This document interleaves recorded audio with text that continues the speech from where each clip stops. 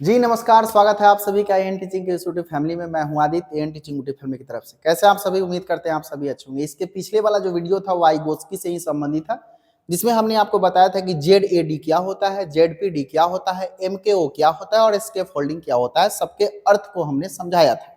उम्मीद करते हैं कि वो वीडियो आपको अच्छा लगा होगा। आज के इस वीडियो में हम लोग वाइगोत्स्की से संबंधित कुछ और इंपॉर्टेंट टर्म को हम लोग समझेंगे।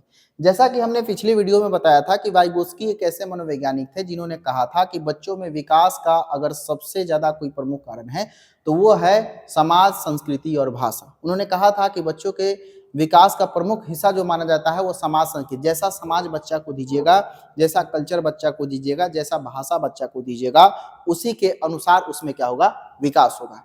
उन्होंने हमने हमने इसके पिछले वीडियो में ये भी बताया था कि वाइगोत्स्की साहब ने सबसे पहले सोशियो कल्चर थ्योरी दिया था। सामाजिक सांस्कृतिक सिद्धांत के जो देने वाले मनोवैज्ञानिक थे वो लेव वाइगोत्स्की साहब ही थे, और उन्होंने उनको जो है सामाजिक रचनावाद का जनक भी माना जाता है।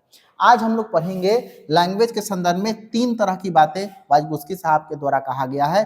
पहला फैक्ट है जिसको हमने कहा सोशल स्पीच, दूसरा हमने कहा प्राइवेट स्पीच और तीसरा हमने कहा इनर स्पीच।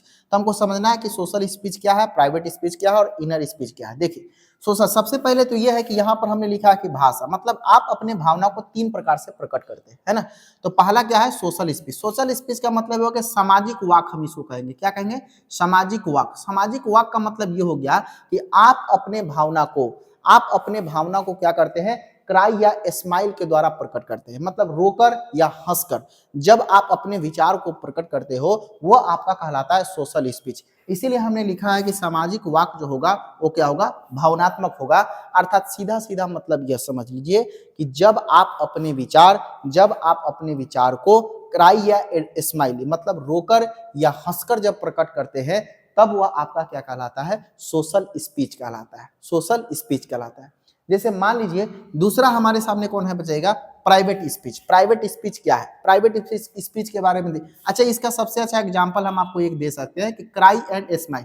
कभी कभी हम लोग देखते हैं कि कहीं कहीं जो है ना नजर नजर में बातचीत हो जाता है। जैसे आप लोग भी देखे होंगे कि नजर नजर में बातचीत होना, कि जैसे मान लीजिए कि नजरें मिला और नजर मिलने से बहुत कुछ पता चल गया कि हाँ वो चाहता या चाहती क्या है।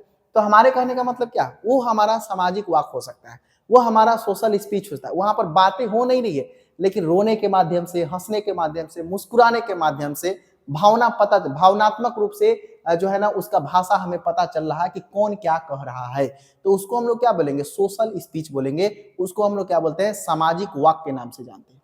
एक आता है हमारे पास में कौन सा, प्राइवेट स्पीच। प्राइवेट स्पीच में आपको ध्यान रखना है सेल्फ टॉक। जब कोई व्यक्ति अपने आप से बातचीत करता हो, मतलब उसको दुनिया से ज्यादा मतलब नहीं है, वो केवल और केवल अपने आप से बातचीत करता हो, तो वो हमारा कौन है बताएगा, इनर स्पीच, जिसको हम लोग क्या कहते हैं, निजी वाक कहते हैं। जिसको हम लोग क्या कहते हैं, निजी वाक यानी प्राइवेट स्पीच। इसका एक उदाहरण ले सकते हैं। जैसे एक छोटा बच्चा जो होता है, जब वो खेलता है अपने गुड़िया के साथ में, मतलब एक बच्ची है और मान लीजिए कि उसके साथ में एक डॉल है ना।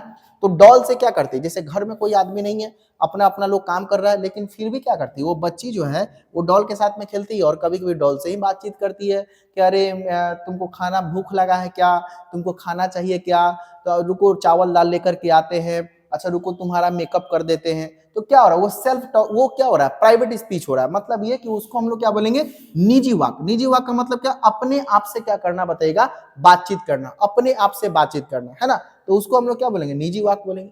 और उसके बाद में क्या होगा, तीसरा हमारा इनर स्पीच, जिसको हमने कहा बताएगा आंतरिक वाक। आंतरिक वाक का मतलब ये हो गया कि तुम बोलोगे कम और सोचोगे ज्यादा, और सोचने से तुम्हारा बुद्धि उसमें लगा, तुम बुद्धि उसमें लगाओगे और उसके साथ साथ में तुम लॉजिक लगाओगे। तो लॉजिक और बुद्धि के अनुसार जो स्पीच आप तैयार करते हैं वो आपका क्या कहलाता है, इनर स्पीच कहलाता है।